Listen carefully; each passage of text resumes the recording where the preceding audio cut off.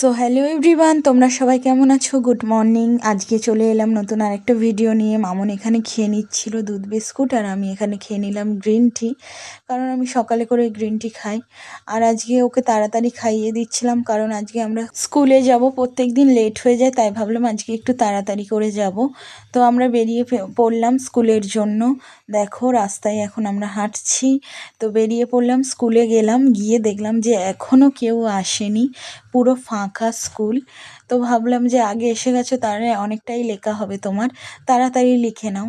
তারপর ও তাড়াতাড়ি করে লিখে নিল, লিখে নিয়ে ওর দিদিকে ও লেখাটা দেখাতে গেল, দেখিয়ে এসে পড়াও দিয়ে দিল, পড়া দেয়া হয়ে গেল। তো সমস্ত কিছু কমপ্লিট করে মামনকে বললাম তুমি টিফিনটা নিয়ে এসো। তারপর আমরা টিফিন নিয়ে চলে এলাম বাড়ির দিকে।